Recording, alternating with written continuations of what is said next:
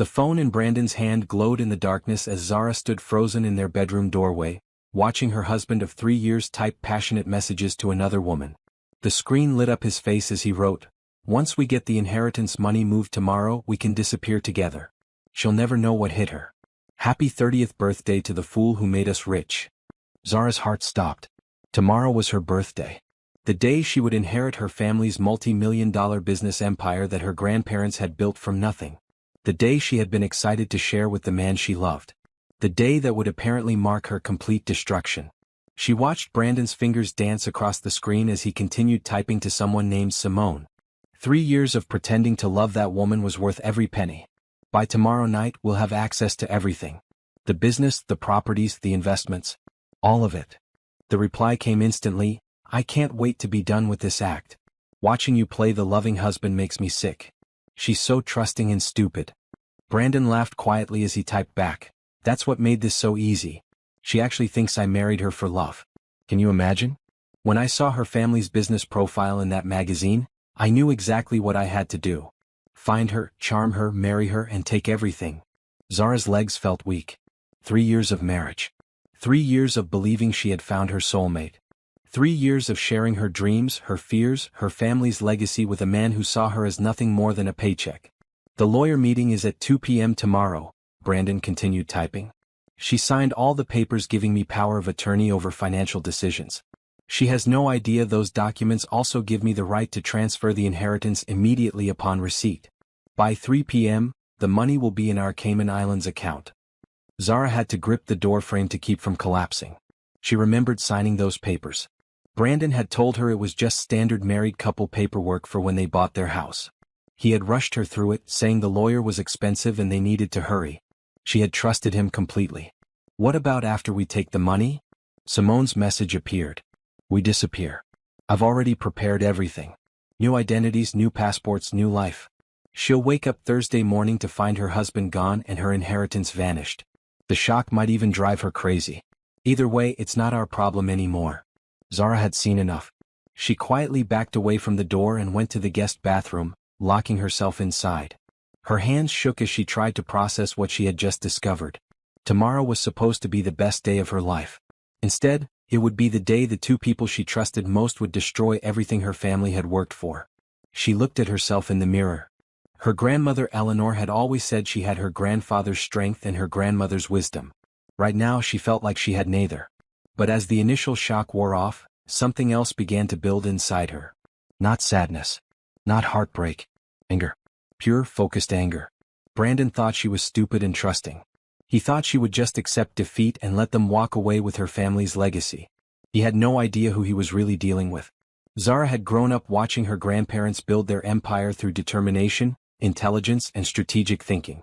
She had learned at their feet how to read people, how to plan ahead, how to turn apparent weakness into strength. Brandon had seen what he wanted to see: a wealthy woman blinded by love. He had completely missed the sharp mind and iron will that ran in her family. She pulled out her own phone and began taking pictures of Brandon's messages through the crack in the bedroom door. She needed evidence. She needed proof. And she needed a plan. As she watched Brandon continue his conversation with Simone, planning out every detail of how they would steal her life away, Zara began forming her own plan. They wanted to play games with her family's legacy? They wanted to use her trust against her? They were about to discover that the Thompson family hadn't built an empire by being weak victims. Her 30th birthday would indeed be a turning point. But not in the way Brandon and Simone expected. The next morning, Zara woke up before Brandon and quietly slipped into his home office. She had spent the night researching everything she could about financial fraud and evidence gathering. Her family hadn't built their fortune by accident. They had taught her to be thorough, methodical, and smart. Brandon's laptop was still open from the night before. As she scrolled through his files, her stomach dropped. This wasn't just about her inheritance. This was much bigger. She found folder after folder of financial documents dating back 3 years. Bank statements showing regular transfers to accounts she had never seen. Investment records for properties she had never heard of. And most shocking of all, a detailed timeline of their entire relationship with notes like, "Target identified," next to a photo of her from a business magazine. There were emails between Brandon and Simone dating back to 2 months before Brandon had even asked Zara on their first date. They had researched her family thoroughly, studying her habits, her favorite places, even her friend group. Brandon's chance encounter with her at the coffee shop had been planned down to the minute. Phase 1. Initial contact and trust building, read one document. Target is lonely after recent breakup. Shows strong family loyalty and values. Approach through shared interests in art and charity work. Zara remembered that day perfectly. She had been heartbroken after ending a relationship with someone who had only dated her for 6 months before admitting he was intimidated by her success. When Brandon approached her at the coffee shop, complimenting her art book and asking about the charity fundraiser flyer she was reading, she had thought it was fate bringing her someone who shared her passions. Phase 2. Emotional manipulation and dependency creation. The next section read. Make Target feel special and understood. Create situations where she feels grateful and emotionally dependent. Use her family trauma regarding parents' early death to position myself as protector and long-term partner. Her hands trembled as she read Brandon's cold analysis of her deepest pain. Her parents had died in a car accident when she was 15, leaving her to be raised by her grandparents. It was her greatest source of grief and vulnerability. Brandon had used it against her systematically. She found recorded conversations between Brandon and Simone where they laughed about things Zara had shared in private. Her fears about being worthy of love. Her insecurities about her appearance. Her dreams of having children and creating a family to honor her parents' memory. They had mocked it all. She actually cried when I told her I wanted to have babies with her, Brandon's voice said in one recording. I almost laughed right in her face. Can you imagine me changing diapers? We'll be on a beach in Belize while she's still trying to figure out what happened to her money. But the worst discovery was yet to come. In a folder marked Financial Timeline, she found evidence that Brandon had been stealing from her long before the inheritance. Small amounts at first, a few hundred here and there from their joint account. Then larger sums from her business checking account, which she had given him access to when they merged their finances after marriage. Over 3 years he had stolen nearly $200,000. Money she had earned through her own work, her own talent, her own dedication to building on her family's foundation. He had been funding his entire relationship with Simone with Zara's own money. The evidence was overwhelming, but it was also perfectly organized. Brandon had documented everything, probably planning to use it to ensure Simone couldn't betray him later. His arrogance had created a complete paper trail of their crimes. Zara copied everything to a secure drive and sent copies to her personal email account. Then she made another discovery that changed everything. Brandon had been running this same scheme on 2 other women simultaneously. Women in other cities who had wealthy families and trusting hearts. One had already been cleaned out completely and abandoned. The other was scheduled to be harvested next month. This wasn't just personal anymore. Brandon and Simone were professional con artists, and she was just their latest victim. But unlike the others, she had discovered their plan in time.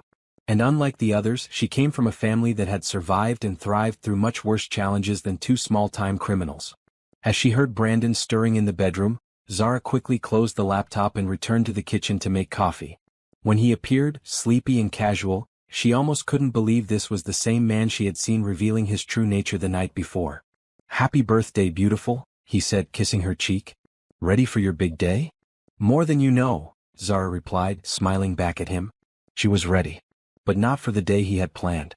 By 10 a.m., Zara had made her decision. She would not wait for Brandon and Simone to execute their plan. She would not give them the satisfaction of thinking they had outsmarted her. And she would definitely not let them destroy her family's legacy without a fight. She called Brandon's office, knowing he wouldn't be there. His secretary, Patricia, answered on the second ring. "Hi Patricia, it's Zara. I need to ask you something, and I need you to be completely honest with me."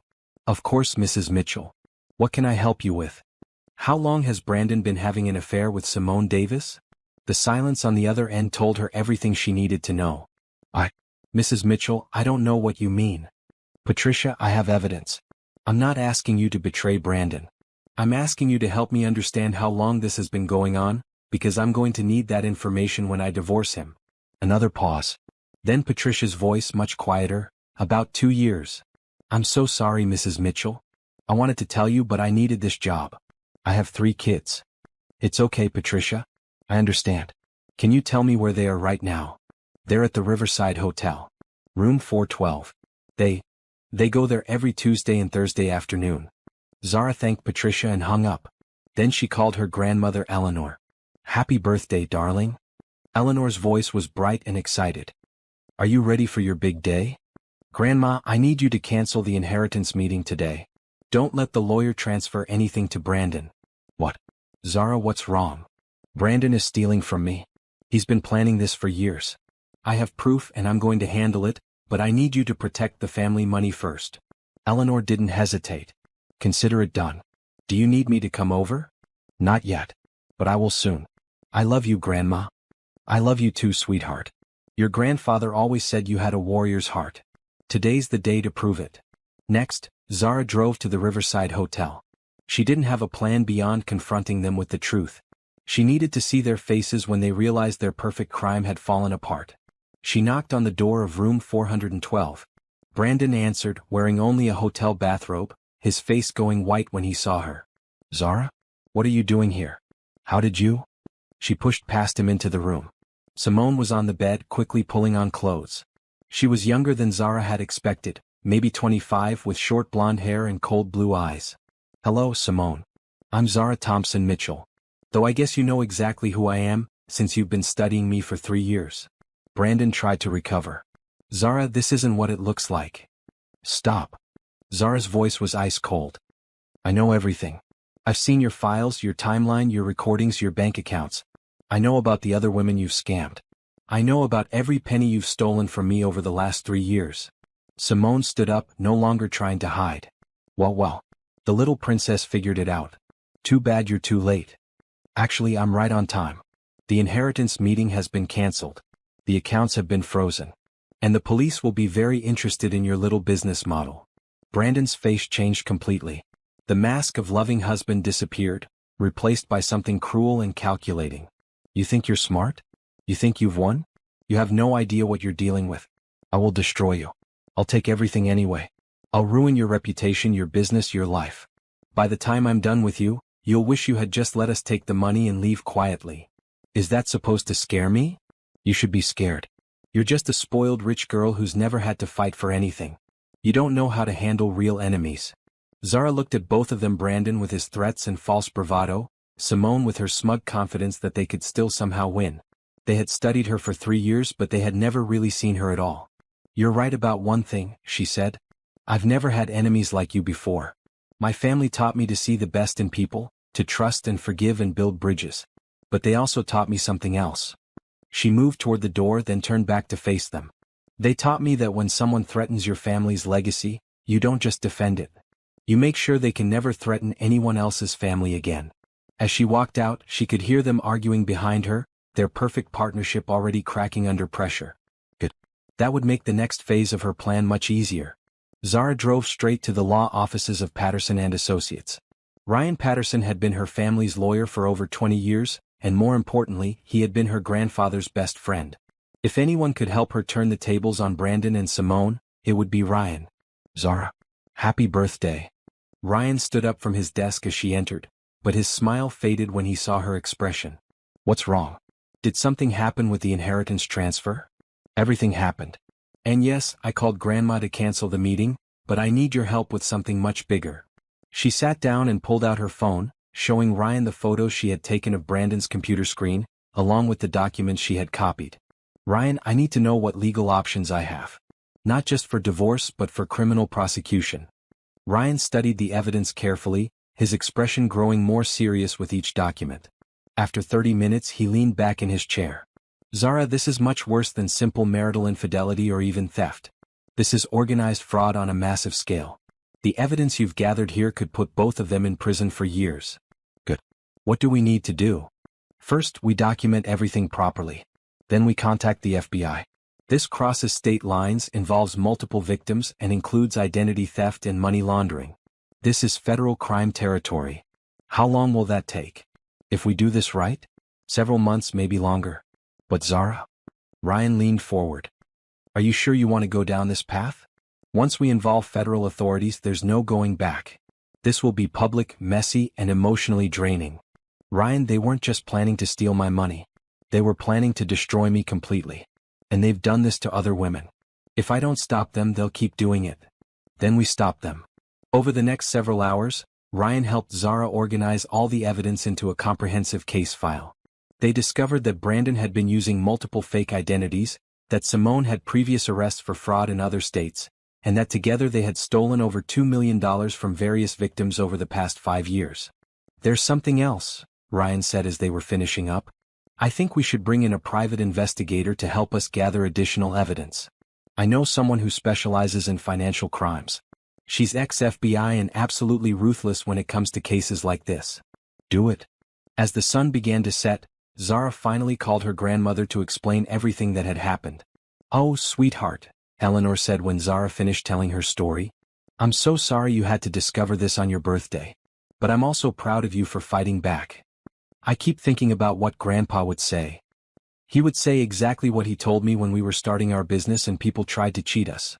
Never let anyone mistake your kindness for weakness. When someone shows you their true nature, believe them the first time and respond accordingly." "I'm going to destroy them, Grandma." "No, darling. You're going to let justice destroy them. There's a difference. We'll use the law, we'll use the truth, and we'll use our resources to make sure they face the consequences of their choices. But we won't become them." That night, Zara returned to her house to find Brandon pacing in the living room. He looked haggard and desperate, completely different from the confident man who had threatened her that morning. "Zara, we need to talk." "No, we don't. I've said everything I needed to say. You can sleep in the guest room tonight, but tomorrow I want you out of my house." "Your house? This is our house. We're married. We're getting divorced. And this house belongs to my family trust, which you'll discover means you have no claim to it. You can't do this to me. Watch me."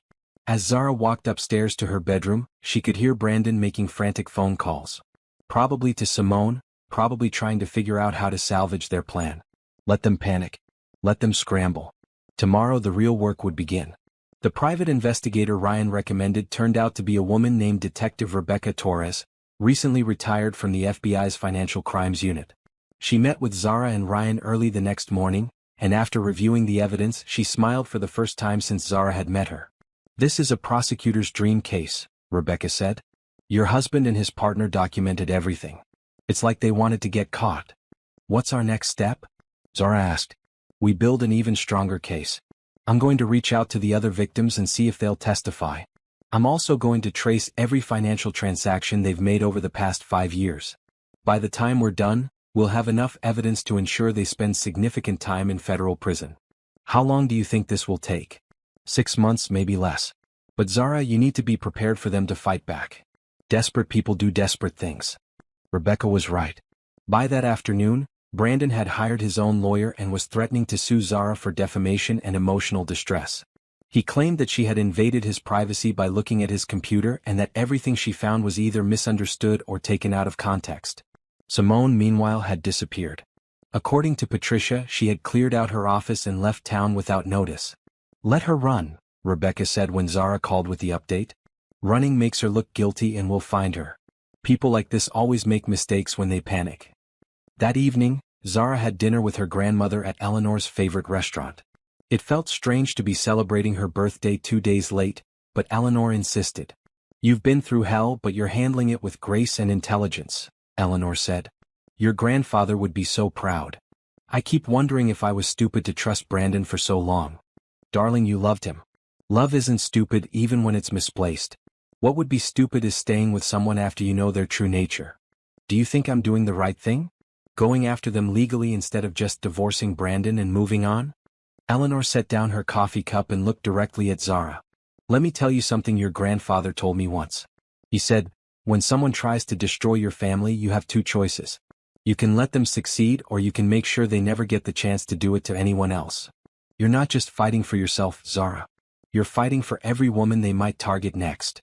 Over the following weeks, Rebecca's investigation uncovered even more evidence of Brandon and Simone's crimes. They had been running their scheme for 7 years, not 5. They had at least 12 victims, not 3. And they had stolen over $5 million, not $2 million. The FBI officially opened a case, and suddenly Brandon's swagger disappeared completely. His lawyer advised him to cooperate in exchange for a reduced sentence, but Brandon refused. He still believed he could find a way out. Zara, meanwhile, threw herself into rebuilding her life. She filed for divorce, reclaimed complete control of her finances, and began the process of taking over her family's business empire. The inheritance that Brandon had tried to steal became the foundation for the most successful year in her company's history. But the best part was watching Brandon's carefully constructed world fall apart piece by piece. His other business ventures collapsed when his partners discovered his criminal activities. His reputation in their social circle evaporated when word got out about the affair and the fraud. Even his own family turned their backs on him when they learned the truth. He thought he was so clever, Zara told Ryan during one of their regular meetings. He thought he could use my love against me and just walk away with everything. He never considered that I might fight back. People like Brandon see what they want to see, Ryan replied. He saw a wealthy woman who could be manipulated. He never saw the strength and intelligence that made your family wealthy in the first place. 3 months after discovering Brandon's betrayal, Zara had transformed from victim to victor. The FBI investigation had expanded into a multi-state operation, and Zara found herself working closely with federal prosecutors to build their case. She learned that Simone had been arrested in Miami, trying to board a plane to Brazil with a fake passport and over $300,000 in cash. The arrest had yielded even more evidence, including detailed records of their previous victims and plans for future targets. Your case broke open their entire operation, Agent Martinez told Zara during one of their meetings. We've been tracking similar schemes for years, but we never had enough evidence to prosecute. Your documentation changed everything. Meanwhile, Brandon's situation grew more desperate by the day. His lawyer had quit after Brandon refused to accept any plea deals. His business had been seized by creditors. And worst of all for someone like Brandon, his reputation was completely destroyed. Zara learned from Patricia, who had found a new job, that Brandon had been calling his former office daily, begging for information about Zara's activities and trying to find some way to salvage his situation. He keeps saying it's all Simone's fault, Patricia told her. He claims she manipulated him into the whole scheme. It's pathetic.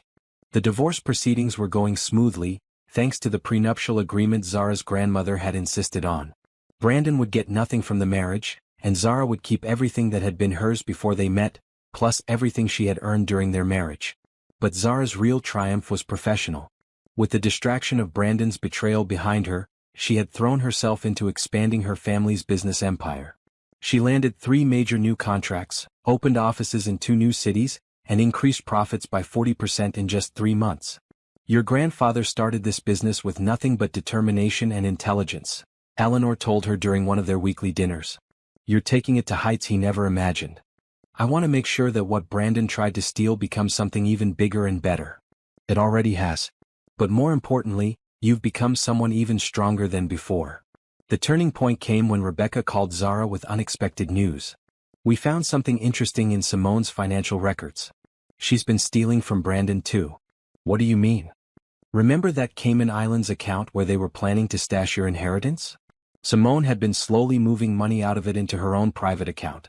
She was planning to double-cross him and disappear with everything. Zara almost felt sorry for Brandon. Almost. He had thought he was the mastermind, but he had been played just as thoroughly as she had been. The difference was that Brandon had been a willing participant in evil, while Zara had been an innocent victim.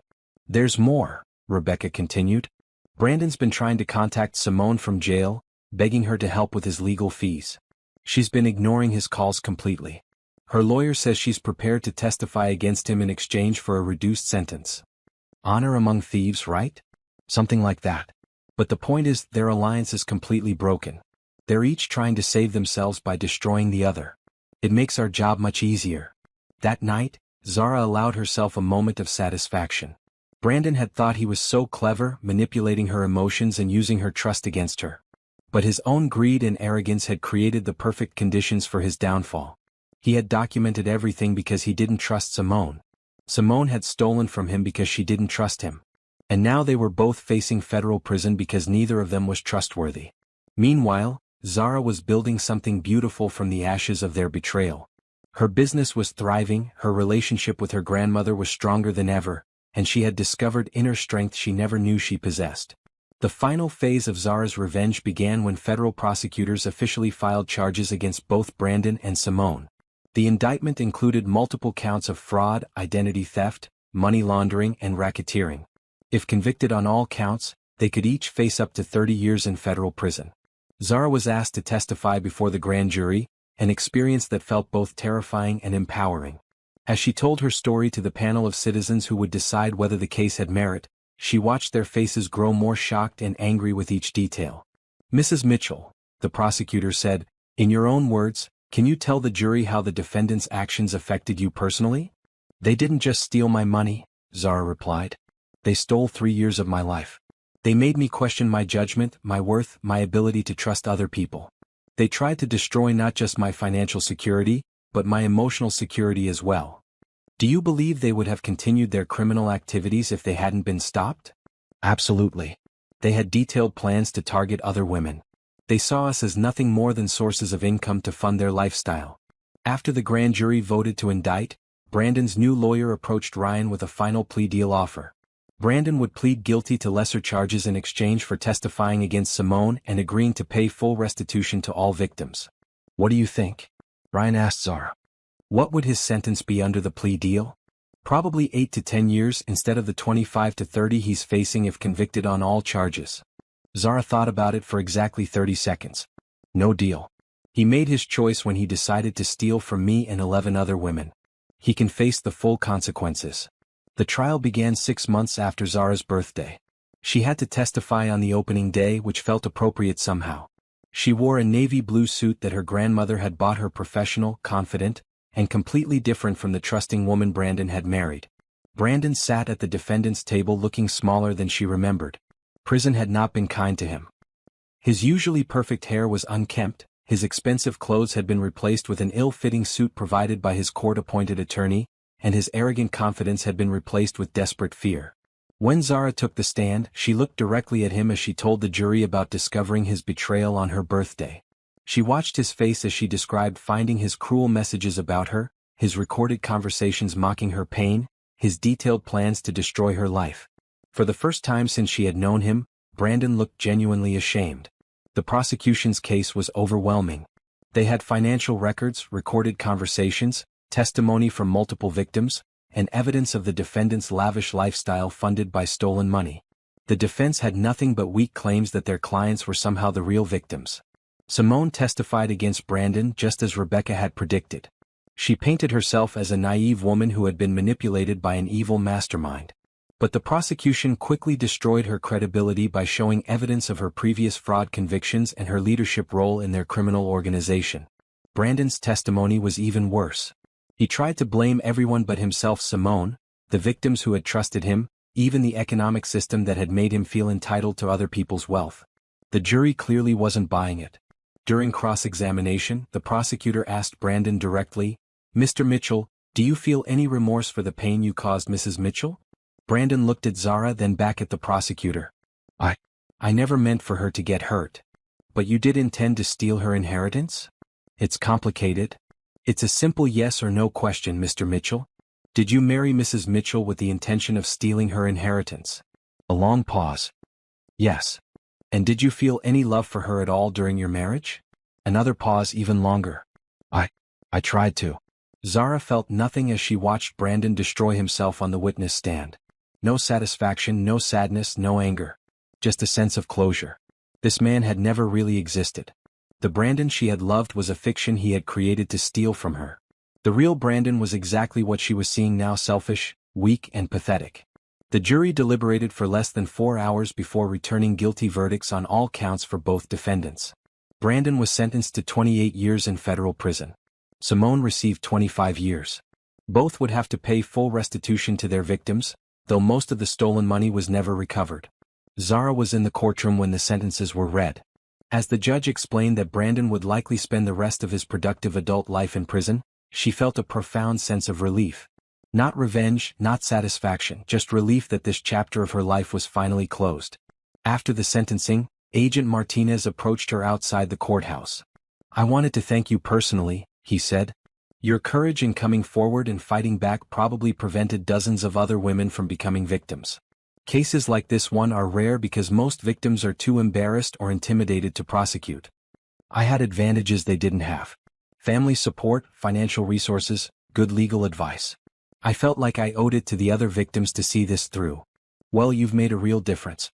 Both defendants will be in prison for a very long time." That evening, Zara had dinner with her grandmother to celebrate the end of the trial. Eleanor raised her glass of wine in a toast. To justice served, and to my granddaughter who refused to be a victim. To Grandpa's wisdom and to your strength, Zara replied. I couldn't have done this without you. Yes, you could have. You just didn't know it yet. The weeks following the trial brought an unexpected peace to Zara's life. For the first time in months, she wasn't preparing for court appearances or meeting with investigators. She could focus entirely on her business and her future. The company was thriving beyond her wildest expectations. The publicity from the trial, while initially embarrassing, had actually brought her several new clients who admired her courage and determination. Her story had been featured in business magazines as an example of how to turn personal tragedy into professional triumph. More importantly, she had discovered something about herself that she never would have learned if Brandon hadn't betrayed her. She was stronger than she had ever imagined. She was capable of fighting battles she never thought she could win. And she was worthy of love and respect, not because of her family's money, but because of her own character and strength. The funny thing is, she told Ryan during one of their final meetings about the case, Brandon thought he was destroying me. Instead, he freed me to become who I was really meant to be. Sometimes our worst enemies do us the greatest favors without meaning to, Ryan replied. Your grandfather used to say that pressure creates diamonds. Brandon put you under tremendous pressure, and look how you've shined. 6 months after the trial ended, Zara received a letter from Brandon in prison. She almost threw it away without reading it, but curiosity got the better of her. Dear Zara, it began. I know you probably don't want to hear from me, but I needed to tell you that I'm sorry. I know that doesn't mean much after everything I did, but I want you to know that I realize now how wrong I was. You deserved better than what I gave you. I hope you're happy and successful because you deserve that. I hope you can find someone who loves you the way you should be loved. Brandon. Zara read the letter twice, then put it in her desk drawer. It wasn't forgiveness he was asking for, exactly. It was acknowledgement. And she could give him that much, at least. But she would never forgive him. And she would never forget the lesson he had taught her about trusting too quickly and loving too blindly. 1 year after Brandon's conviction, Zara stood in the conference room of her company's new headquarters, looking out at the city skyline. The business had grown so much that they had needed to move to a larger building, and she had chosen the top floor of the most prestigious office tower in the city. The quarterly reports are incredible, her assistant, Jennifer, said as she placed a stack of documents on the conference table. Profits are up 60% from last year, and we have a waiting list of clients who want to work with us. It's amazing what you can accomplish when you're not being sabotaged from within, Zara replied with a smile. Her success wasn't just about the money, though the financial security was nice. It was about proving to herself that she could build something meaningful and lasting. Brandon had tried to convince her that her family's wealth was the only thing that made her valuable. Instead, she had used that foundation to create something even bigger and better. The phone rang, interrupting her thoughts. Jennifer answered, then held out the receiver. It's your grandmother. She says it's important.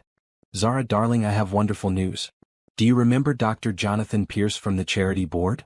Zara smiled. Her grandmother had been trying to set her up with various eligible men for months, claiming that she was too young to give up on love completely. Grandma, I told you I'm not ready to date anyone yet. I'm not trying to set you up, dear. Well, not exactly. Jonathan is organizing a medical mission to build a children's hospital in Guatemala, and he needs someone with business experience to handle the logistics and fundraising. I suggested you might be interested. Zara paused. She had always been passionate about charitable work, but the trial and rebuilding her business had consumed all her time and energy for the past year. Tell me more about this project. Over the next hour, Eleanor explained Dr. Pierce's vision for bringing advanced medical care to underserved children in Central America. The project would require someone who could manage complex logistics, negotiate with government officials, and raise substantial funds from private donors. It sounds incredible, but Grandma, I don't know anything about international development work. You know about leadership, organization, and getting things done. You know about fighting for what's right even when it's difficult. Those are exactly the skills this project needs. That afternoon, Zara met Dr. Pierce at a small cafe near the hospital where he worked. He was younger than she had expected, maybe 35, with kind eyes and an obvious passion for his work. Mrs. Mitchell, thank you for meeting with me. Your grandmother speaks very highly of your abilities. Please call me Zara. And I have to admit, I'm intrigued by your project, but I'm not sure I'm the right person for the job. Let me ask you something. Have you ever had to fight for something you believed in, even when everyone told you it was impossible? Zara almost laughed. You could say that. Then you're exactly the right person. This project isn't just about building a hospital. It's about proving that people with resources and determination can make a real difference in the world. It's about refusing to accept that children should suffer just because they were born in the wrong place. As Jonathan explained his vision, Zara felt something stirring inside her that she hadn't felt in a long time. Not romantic attraction exactly, but something deeper. A sense of purpose that went beyond her own success and happiness. How long would this project take? 2 years, maybe 3. We'd be traveling frequently, working with local officials and medical professionals. It would be challenging work, but incredibly rewarding. And you need someone to handle the business side? I need a partner. Someone who can handle everything I can't so I can focus on the medical aspects. Your grandmother says you're brilliant at organization and strategy. Zara thought about her comfortable life in the city. Her successful business, her beautiful office, her carefully controlled environment where she never had to worry about being betrayed or manipulated. Then she thought about her grandfather, who had always taught her that success without purpose was just elaborate selfishness. When do we start? The smile that crossed Jonathan's face told her she had made the right decision. There's one more thing, he said as they were preparing to leave. Your grandmother mentioned that you've been through some difficult times recently. I want you to know that I'm not interested in your money or your connections. I'm interested in your mind and your heart. This project needs someone who understands that some things are worth fighting for. For the first time in over a year, Zara felt herself truly relaxing around a man. Not because Jonathan was safe, but because he was honest. His motives were clear, his character was obvious, and his passion was genuine. This was what real attraction felt like. Not the manufactured charm Brandon had used to manipulate her, but genuine connection based on shared values and mutual respect.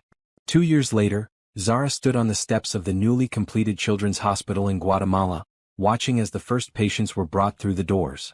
The project had been even more challenging than Jonathan had predicted, but also more rewarding than she had ever imagined. We did it, Jonathan said, coming up behind her and placing a gentle hand on her shoulder. We actually did it. You did it? I just handled the paperwork. Don't sell yourself short. This hospital exists because you refused to accept that it was impossible. Sound familiar? Over the past 2 years, Zara and Jonathan had become true partners, both professionally and personally. Their relationship had developed slowly, built on trust and shared experiences rather than passion and promises. They had worked together through countless obstacles, from government bureaucracy to supply chain nightmares to cultural misunderstandings. More importantly, Jonathan had seen Zara at her worst, frustrated, exhausted, sometimes angry and impatient, and had never tried to change her or manipulate her emotions. He had simply accepted her as she was and worked with her to accomplish their shared goals. I have something to tell you, Zara said as they watched children receiving their first medical examinations in the new facility. What's that? I've been thinking about what comes next, after we wrap up here. And? I want to expand this. I want to build hospitals in 5 more countries.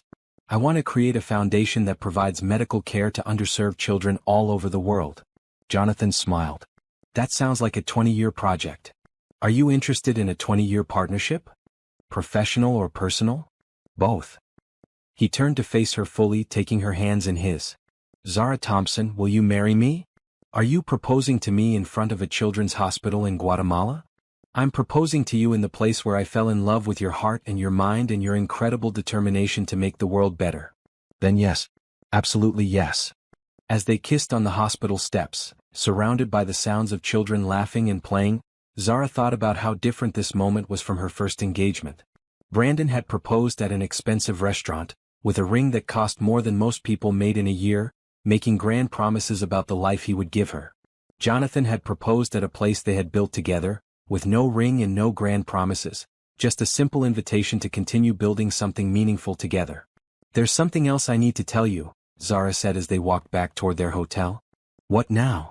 Brandon wrote me another letter last month. He's up for parole in 15 years. How do you feel about that? Nothing. I literally feel nothing when I think about him. It's like he was a character in a story I read once, not someone who was actually part of my life. That's probably healthy. I used to think I would always hate him for what he did. But hate requires emotional energy, and I'd rather spend that energy on things that matter. Like building hospitals?